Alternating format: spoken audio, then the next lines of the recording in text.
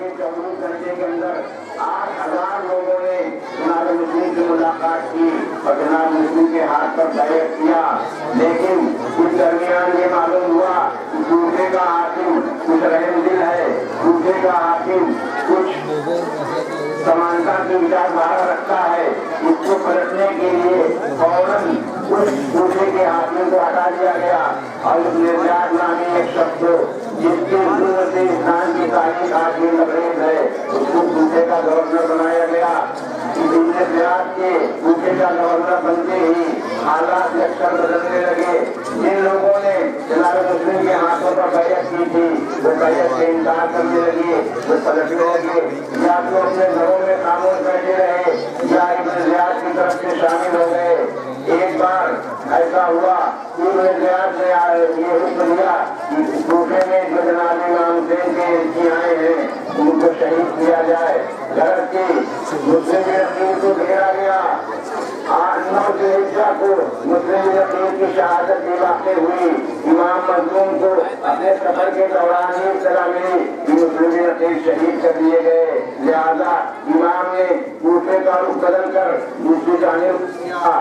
تاریخیں بعض تاریخیں یہ بھی لکھتی ہیں کہ وہ ہندوستان بھی آنا چاہتے تھے، لیکن یزید کی حکومت نے اس بات پر اصرار کیا اور ایسی فوج کشی کی کہ یہ ہندوستان کی طرف رواں نہ ہونے پائیں۔ وہ نامی ایک سپہ سالار کو امام مظلوم کی فوج کے پیچھے لگایا گیا اور یہ کوشش کی گئی کہ جس طرح سے بھی ہو سکے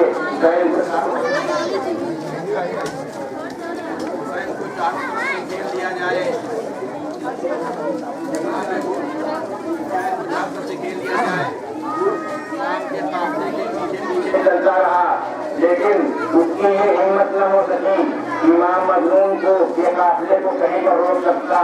برابر خطا رہے تھے ان کو کہ اب یہ قافلہ کہاں تک پہنچا، اب یہ قافلہ کہاں تک پہنچا۔ نے ایک بار بڑی ہمت اکٹھا کر کے جناب امام مظلوم کے لجام فرق پر ہاتھ ڈالی، دونوں میں مکالمہ ہوا اور مکالمے کے بعد امام مظلوم کو کربلا کے میدان پر گھیر لیا گیا۔ 2 محرم سن 61 ہجری کو امام حسین علیہ السلام کا قافلہ کربلا کی سرزمین پر آیا۔ کربلا جسے کربلا بھی کہا جاتا ہے، جسے مینار بھی کہا جاتا ہے اور آج بھی اسلام کے شہر عراق میں آباد ہے۔ 2 محرم کو امام مظلوم کا قافلہ کربلا میں نئے فرات کے کنارے لگا دیا گیا۔ 3 محرم گزری۔ 4 محرم کو شمر ذی الجوشن نام کا ایک جلاد کربلا پہنچا۔ شمر یزید کی سینا کا کربلا میں سکن سپریمو تھا، اس نے حکم دیا کہ فرات کے کنارے سے خیمے ہٹائے جائیں۔ جناب عباس کی تلوار مچل رہی تھی۔ آپ غور کریں، جہاں جہاں بھی جناب عباس کا نام آیا ہمیشہ ان سے کہا گیا اے عباس کربلا تمہارے لیے بنی ہے، تم کربلا کے لیے وہ شخص جو اپنی ساری زندگی کی ہمت اور ساری زندگی کی شجاعت دکھانے کے لیے کربلا میں بےتاب تھا، کربلا میں بے چین تھا، جس کی شمشیر تڑپ رہی تھی، انہیں عباس کو اس بات کا حکم دیا گیا، کہا گیا اے عباس فرات کے کنارے سے خیمے ہٹا لو۔ 4 محرم کو فرات کے کنارے سے خیمے ہٹائے گئے۔ 5 محرم آئی، 6 محرم آئی، 7 محرم آئی۔ 7 محرم تک آتے آتے امام کے خیمے میں جو بھی پانی تھا سب ختم ہو گیا۔ آپ غور کریں، 100 سے زیادہ لوگ، 50 سے زیادہ جانور اور اس کے ساتھ ساتھ نماز تیمم وغیرہ، ان سب میں 3 دن تک جو کچھ بھی پانی تھا وہ سب ہو گیا۔ 7 محرم آئی۔ 7 محرم سے کربلا والوں پر پانی بند کر دیا گیا۔ امام حسین علیہ السلام کے چھوٹے چھوٹے بچے اور رشتے دار ہائے پیاس، ہائے پیاس، الاتش کی آوازیں بلند کرتے رہے۔ پانی لانے کی بھی کوشش کی گئی، لیکن ایک پانی لانے والے کے لیے 4000 تیر اور نیزہ بردار دریائے فرات پر لگائے گئے کہ دنیا سیلاب ہو جائے، لیکن امام حسین کے خیمے میں پانی ایک بوند بھی نہ جانے پائے۔ 7 محرم گزری، 8 محرم گزری، 9 محرم گزری۔ کربلا کے بچے، کربلا کی جوان، کربلا کی عورتیں، کربلا کے بوڑھے سب سے آتے رہے۔ 9 محرم آئی۔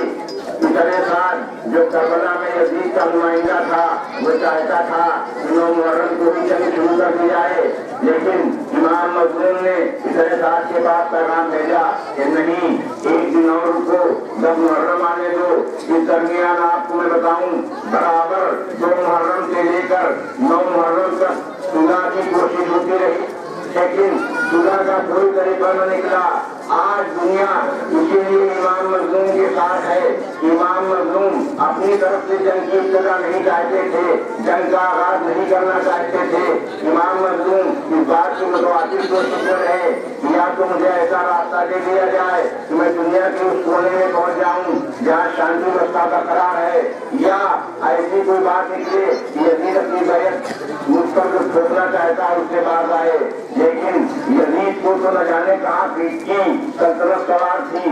इतने साथ इब्न ज़ियाद हर तरफ से एक की बराबर खत लेकर पहुंच रहे थे कि या तो बैत या हुसैन का सर। एक बार इमाम मज़लूम के साथियों ने बैत से इमाम के इनकार करने के बाद अब ये तय कर लिया कि करबला के जवानों को, करबला के बच्चों को इमाम मज़लूम पर अपनी जान निछावर करनी है।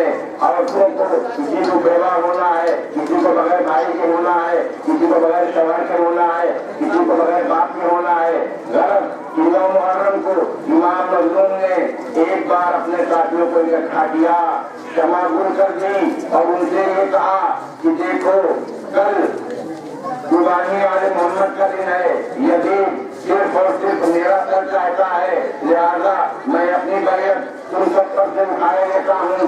जिसको जाना हो उस अंधेरे में चला जाए। लेकिन इमाम मज़लूम के साथियों ने कहा, अरे मौला, एक क्या 70 बार ये मरे और जिंदा किए जाए तो तुम उसका मुंह न मोड़ेंगे। इमाम मज़लूम ने अपने साथियों को जन्नत की बशारत दी। सारी रात 9 मुहर्रम की रात, जिसे शब-ए आशूर के नाम से हम लोग याद करते हैं, इबादत में गुजार दी गई। पिछली रात भी हम लोगों ने तकरीबन उसकी सही की।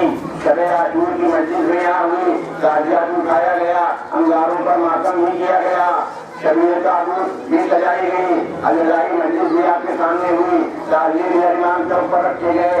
आज 10 मुहर्रम है, इमाम हुसैन का गम मनाया जा रहा है। बहुत जल्द आपके सामने शबीर ताबूत बरामद होने का सिलसिला शुरू हो जाएगा। आखिर में मैं यही कहना चाहूँगा कि आज सारी दुनिया हुसैन हुसैन कह रही है, हुसैन जिंदाबाद के नारे लगाए जा रहे हैं, यजीद को मुर्दाबाद कहा जा रहा है। आपने यजीद मुर्दा कर हुआ, करबला में मेरी समझ से 2 ही छूटे, या तो बैत की या प्यास की। न तो इमाम मज़लूम ने बैत किया, न प्यास के आगे घुटने देखे। ऐ हुसैन के मातमदारों, इस बात को याद रखो, किसी जंग की, किसी जबरदस्त आदमी की अधीनता स्वीकार करना, उसकी बैत करना, उसके नाजायज कामों को तस्लीम करना, ये इंसानियत नहीं है, बल्कि ये उसके आगे अपने की खुदगी है। अपने को बरकरार रखो, हुसैनियत को बरकरार रखो। आज सारी दुनिया में हुसैनियत का परचम लहरा रहा है और सिर्फ ये लहरा रहा है। इमाम मज़लूम ने इतनी बड़ी हुकूमत के आगे अपना सर नहीं टेका, अपने घुटने नहीं टेके, अपने कुछ के हवाले नहीं किया। प्यार ऐसी है कि इंसान को न जाने क्या क्या पीने पर मजबूर कर देती है। लेकिन सलाम हो करबला के उन जवानों पर, सलाम हो करबला के उन बीवियों पर, सलाम हो इमाम मज़लूम पर, जिसने प्यास के आगे भी अपने घुटने नहीं देखे। कानों में हाय प्यास की सराहें आती रही, पानी की कोशिश होती रही, लेकिन कहीं कमजोर से कमजोर तारीफ भी हमें ये नहीं बताती।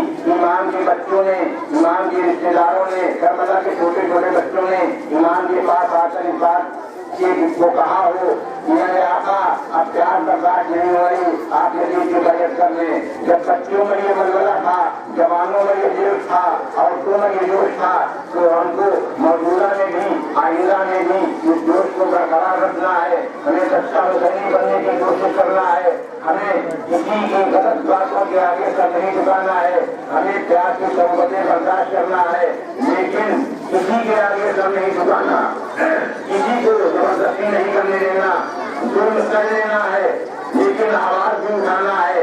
आज हुसैन की आवाज, हुसैन की शहादत की आवाज सारी दुनिया में गूंज रही है और आप सब इमाम हुसैन उनके पुण्य को पूरा देने के लिए आए हैं। बारी बारी से आपके सामने शरीयत ताबूत बरामद की जाएगी।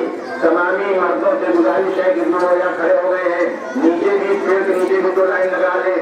औरतों से भी गुजारिश है कि वहाँ पर भी पूरब और पश्चिम तरफ 2 लाइन लगा दी जाए ताकि उनके दरमियान से शब ताबूत बरामद हो। जो बच्चे ताबूत बरामद कर रहे हैं उनसे गुजारिश है कि बहुत ही धीरे धीरे चले ताकि सबको ज़ियारत करने का मौका मिले। अब आगे की बात आप मेरा भाई बताएंगे।